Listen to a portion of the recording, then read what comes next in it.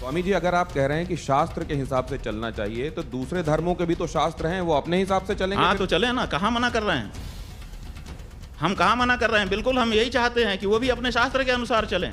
क्यों नहीं अपने शास्त्र के अनुसार चलते हैं? उनके शास्त्र में लिखा रहा है कि सबसे उत्तम निवास वो है जहाँ पर पूरी तरह से इस्लाम हो। तो पूरी तरह से जहाँ इस्लाम है वहाँ क्यों नहीं चले जाते हैं? बताओ।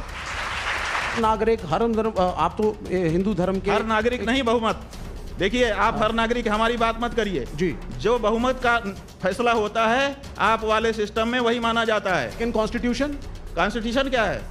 बहुमत ही तो कॉन्स्टिट्यूशन है। पुलिस, बहुमत अगर होगा कॉन्स्टिट्यूशन बदल लोगे आप। लेकिन आपने 100 बार से ज्यादा बदल लिया है कॉन्स्टिट्यूशन को।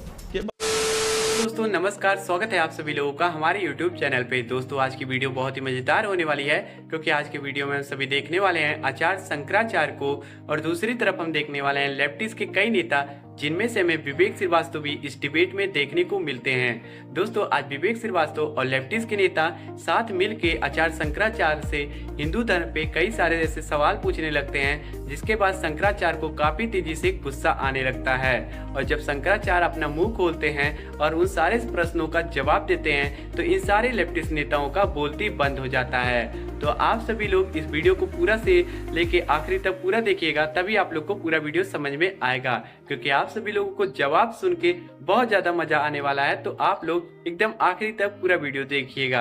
अगर वीडियो अच्छी लगेगी आप लोग को तो वीडियो को लाइक कर दीजिएगा और हमारे चैनल को सब्सक्राइब कर लीजिएगा ऐसी और भी वीडियो देखने के लिए। चलिए मेन डिबेट को शुरू करके देख लेते हैं।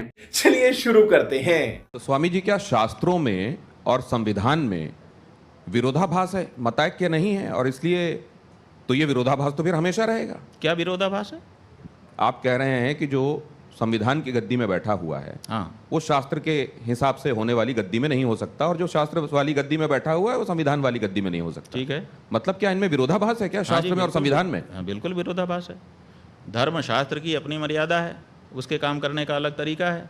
तो जो शास्त्र को मानने वाले होंगे वो संविधान के हिसाब से नहीं चल सकते, और जो संविधान को मानने वाले होंगे क्या वो शास्त्र के हिसाब से नहीं चल सकते? देखिए, संविधान के मानने वाले शास्त्र के अनुसार कहाँ चल रहे हैं? आपको समान नागरिक संहिता क्यों बनाने की जरूरत पड़ रही है, बताओ? अगर शास्त्र और संविधान दोनों साथ साथ चल सकते हैं तो आप समान नागरिक संहिता के बारे में क्यों लंबे समय से सोच रहे हो, क्यों उसकी बात करते हो? समान नागरिक संहिता बनानी ही इसलिए पड़ रही है क्योंकि धर्म अलग रास्ते जा रहा है। और देखिए, धर्म जो है वो लोक के साथ परलोक को भी सोचता है, और संविधान में परलोक की कोई व्यवस्था नहीं है। कैसे हमारी आवश्यकताओं की पूर्ति वो करेगा संविधान? इसीलिए धर्म को छोड़ करके हम कैसे संविधान पर पूरी तरह से अवलंबित हो सकते हैं? उसमें परलोक की कहाँ चर्चा है, बताइए? वो केवल लोक के बारे में व्यवस्था बताता है, और हमारा धर्म वो लोक और परलोक दोनों को सुधारने की बात करता है। अंतर है दोनों में। तो जो भारतीय नागरिक है और शास्त्र में सनातन धर्मी भी है, वो क्या करे? वो संविधान को माने कि शास्त्र को माने? शास्त्र को मानना होगा, क्योंकि शास्त्र लोक परलोक दोनों की चर्चा करता है, और हमारा जो जीवन है उसमें लोक परलोक दोनों समाहित हैं।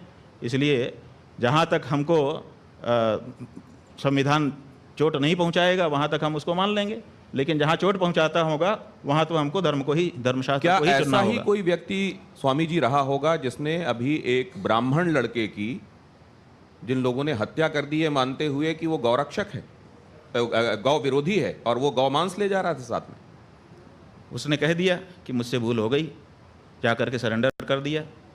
आपका जो संविधान कानून बना है उसको भोगने के लिए तैयार है। आप क्या चाहते हैं इससे ज़्यादा? आपकी पुलिस को मशक्क़त भी नहीं करनी पड़ी, बहुत सारी टीमें भी नहीं बनानी पड़ी।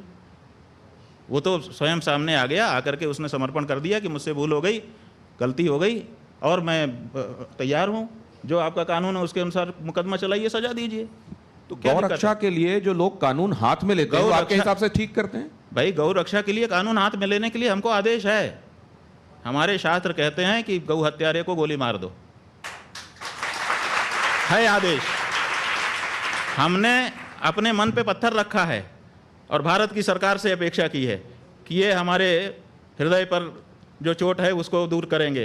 कानून दूर नहीं कर रहा है तो आखिर हिंदू कब तक ये सहता रहेगा? 75 से ज़्यादा साल हो गए, हम छाती पे पत्थर रख करके बैठे हैं कि हमारी माँ को मारा जा रहा है, कानून कुछ न कुछ हमारी मदद करेगा। लेकिन स्वामी जी, सड़कों पे गाय घूमती हैं। भाई, सड़कों पे गाय क्यों घूम रही है? सुन लीजिए जरा। क्योंकि आपने उसको पशु घोषित कर रखा है। और नहीं, और कूड़ा उसको पशु सूची से हटाइए। नहीं घूमेगी, हम गारंटी ले रहे हैं। हाँ, आपके कैमरे के माध्यम से रिकॉर्डिंग कर लीजिए। वो ठीक है, आप उसको पहले पशु सूची से हटा दीजिए, हम गारंटी ले रहे हैं, हम गारंटी ले रहे हैं, रिकॉर्डिंग करके रख लीजिए। लेकिन आप उसको पशु सूची से हटाइए। प्रेम कुमार जी को एक बार ले आऊं, उसके बाद अवनीश जी आप एक्स्ट्रा आइएगा। कॉन्स्टिट्यूशनल नहीं हो जाएगा अगर हर नागरिक हर धर्म, आप तो हिंदू धर्म के हर नागरिक नहीं, बहुमत। देखिए, आप हर नागरिक हमारी बात मत करिए जी। जो बहुमत का फैसला होता है आप वाले सिस्टम में वही माना जाता है। जिसके पास एक ज्यादा वोट आ जाएगा वो लाखों वोटों को व्यर्थ बना करके स्वयं जीत जाएगा। लेकिन कॉन्स्टिट्यूशन, कॉन्स्टिट्यूशन क्या है? बहुमत ही तो कॉन्स्टिट्यूशन है। पुलिस- बहुमत अगर होगा कॉन्स्टिट्यूशन बदल लोगे आप। लेकिन गौरक्षक दल अगर कॉन्स्टिट्यूशन बदलने के लिए 400 पार की बात कही जा रही थी ना। आपके पास बहुमत हो, कॉन्स्टिट्यूशन भी बदल लीजिए। आपने 100 बार से ज्यादा बदल लिया है कॉन्स्टिट्यूशन को बहुमत के कारण। तो आप बहुमत की आवाज को कैसे दबा सकते हैं? नहीं, ये बहुमत की आवाज है कि गाय की हत्या नहीं होनी चाहिए। बहुमत की आवाज है, आप इसकी उपेक्षा नहीं कर सकते। लेकिन इस देश में कोर्ट भी है, वकील भी भाई है, कोर्ट है पुलिस तो भी हम है। कहाँ कह रहे हैं? तो गौरक्षक दल अगर इनको साइड करके खुद न्याय करने लगेंगे, हाँ, खुद न्याय तो ये करेगा। आप अपने कानून unconstitutional के है। अनुसार उनके ऊपर मुकदमा चलाइए। हम उसको मान रहे हैं कि हम जिस देश में हैं उसका कानून मानेंगे। हम भारत में हैं, भारत का जो कानून है कि अगर हमने हत्या की है तो उसके लिए हमको दंड जो तय मिले, स्वामी वही जी, तो हम कह रहे हैं कि उस व्यक्ति से गोली चल गई, स्वामी उसने कहा कि मुझसे गलती हो गई है। इससे ज्यादा क्या करेगा वो? स्वामी जी, वो लेकिन कानून को पालन ही तो कर रहा है, और क्या कर रहा है? स्वामी जी, अगर आप कह रहे हैं कि शास्त्र के हिसाब से चलना चाहिए तो दूसरे धर्मों के भी तो शास्त्र हैं, वो अपने हिसाब से चलेंगे। हाँ, फिर? तो चले ना, कहाँ मना कर रहे हैं? हम कहाँ मना कर रहे हैं? बिल्कुल हम यही चाहते हैं कि वो भी अपने शास्त्र के अनुसार चलें। क्यों नहीं अपने शास्त्र के अनुसार चलते हैं? उनके शास्त्र में लिखा रहा है कि सबसे उत्तम निवास वो है जहाँ पर पूरी तरह से इस्लाम हो। तो पूरी तरह से जहाँ इस्लाम है वहाँ क्यों नहीं चले जाते हैं? बताओ, हमारे बीच में क्यों रह रहे हैं वो? यही तो सवाल है। तो वो दारुल- पूरी तरह से अपने धर्म का पालन करें, इसी के लिए 57 देश बना लिए उन्होंने। नहीं, लेकिन देश तो और तो सबका अपने है। अपने चले जाएं, वहां पे पालन करें। और वक्फ बोर्ड के नाम पे जहां पे नहीं है वहां चले जाएं और जमीनों को एनक्रोच कर लें। क्या चीज? वक्फ बोर्ड के नाम पे जमीनें encroach भाई कर लें। हमारा वही कहना है कि उनको ऐसे जहां पर उनके धर्म के अनुसार का वातावरण नहीं, उनको क्यों रहना चाहिए? विशेष करके तब जब धर्म के नाम पे उन्होंने हमारे देश का एक टुकड़ा बांट लिया। फिर वो दारुल हरम वाला जो कॉन्सेप्ट है वो फिर उसका क्या? वही हम कह रहे हैं कि उनको अपने धर्म के अनुसार रहने की छूट है, लेकिन वो अपने वातावरण में जाके करें। वो प्रेम हमारे कुमार जी वातावरण में हमको रहने दें ताकि बढ़े, आप भी बढ़े। तो क्या आप ये मानते हैं कि कांग्रेस ने तुष्टीकरण किया या नहीं किया? आप इसको कैसे देखते हैं? भाई हम इसके निर्णायक नहीं हैं, इसके निर्णायक जनता है और जनता आगे भी निर्णय करती रहेगी। लोगों का काम है अपने अपने ढंग से अपनी अपनी करनी को दिखाएं, जनता निर्णय करती है। हम कौन होते हैं कि किसी के बारे में कहने वाले? तो राजनीति का तो यही चरित्र है इस समय। नहीं, राजनीति में यह चरित्र है तो हम अपने सब हिंदू भाइयों को कहना चाहते हैं कि देखो, राजनीति करने वाले को हिंदू धर्मशास्त्रों के अनुसार विश्वासघात करने की छूट नहीं है, तो जान लो। ये मत कहो कि हम राजनीति में हैं इसलिए हमको तो ये छूट है। विश्वासघात तो फिर भी पाप ही होता है, दोषी होता है, इसलिए वो उसकी प्रिविलेज नहीं ले सकते आप। तो अगर कोई एक व्यक्ति किसी एक पार्टी में नेता है और उसको ये लग रहा है कि पार्टी अब सिद्धांतों के अनुरूप नहीं अरे चल तो रही 5 है, साल प्रतीक्षा करो ना, फिर नए चुनाव में नई पार्टी में जाकर के लड़ लो। तुम आए थे बिना सोचे विचारे आ गए थे, आंख बंद करके, नींद में आ गए थे कि नशे में आ गए थे पार्टी में? जिस समय चुनाव लड़ रहे थे उस समय सब ठीक था, और बाद में अचानक तुमको लगता है कि ये पार्टी ठीक नहीं है, इसके विचार ठीक नहीं है, अब वो जिसका हमने विरोध किया वो पार्टी ठीक हो गई।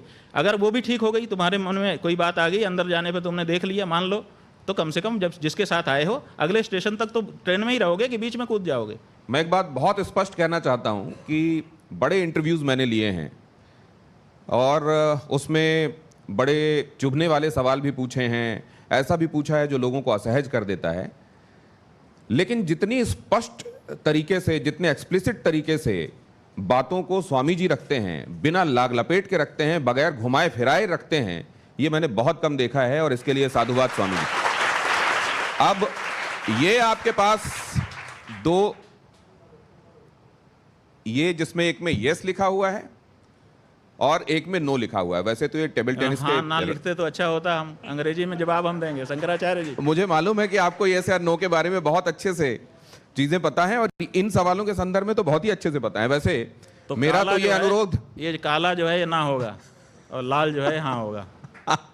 काला ना होगा और लाल हाँ होगा, यस नो मैं नहीं दिखाऊंगा। अंग्रेजी शायद में ये हम आंग्ल भाषा की वजह से, अगर ये हिंदी में लिखा होता तो स्वामी जी उसको हाँ या ना के तौर पे दिखाते। ये मुझे मंजूर है, जी। क्योंकि टाइम्स नाउ नवभारत है, ये हिंदी का चैनल है, बिल्कुल ठीक है अगर आप यस या नो की जगह हाँ या ना में जवाब देना चाहते हैं।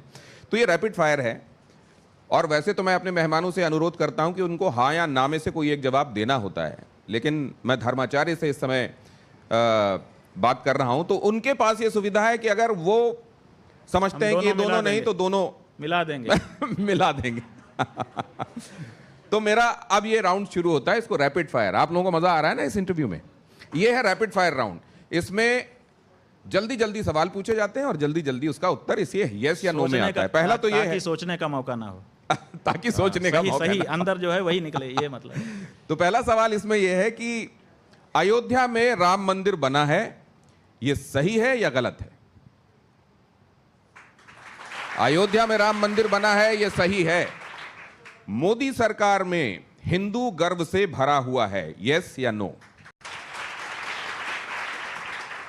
हिंदुओं पर खतरा इस्लामिक कट्टरपंथ से है। रोहिंग्या बांग्लादेशियों को देश से बाहर करना चाहिए। क्या जाति की राजनीति सनातनियों को जोड़ेगी? क्या जाति की राजनीति सनातनियों को जोड़ेगी? अब यहां पे ये रैपिड फायर समाप्त हुआ यस या नो के तौर पर। दोस्तों वीडियो हो चुकी है खत्म। आई होप आप सभी को यह वीडियो पसंद आया होगा। अगर इस वीडियो के बारे में आप सभी लोगों को कोई राय है, अगर आप लोग कुछ कहना चाहते हैं इस वीडियो के बारे में, तो आप लोग अपनी राय हमें कमेंट बॉक्स में जरूर बताइएगा। अगर आप सभी को वीडियो अच्छी लगी है तो वीडियो को लाइक कर दीजिए, और ऐसी और भी वीडियोस देखने के लिए आप लोग हमारे चैनल को सब्सक्राइब करके बेल आइकन को ऑल पे प्रेस कर लीजिएगा, ताकि हम जैसे ही वीडियो अपलोड करें सबसे पहले वीडियो आप तक चला जाएगा। तो दोस्तों इस वीडियो को आप सभी लोग ज़्यादा से ज़्यादा शेयर करिएगा, जिससे ज़्यादा से ज़्यादा लोगों तक ये वीडियो जाए और ज़्यादा से ज़्यादा लोग इस वीडियो को देख सकेंगे। तो दोस्तों अगली वीडियो हम किस पे बनाएं, आप लोग हमें कमेंट बॉक्स में जरूर बताइएगा। अभी हम मिलते हैं नए वीडियो में, तब तक के लिए आप सभी लोग अपना ध्यान रखिएगा। जय हिंद, जय भारत, वंदे मातरम, जय जय श्री राम।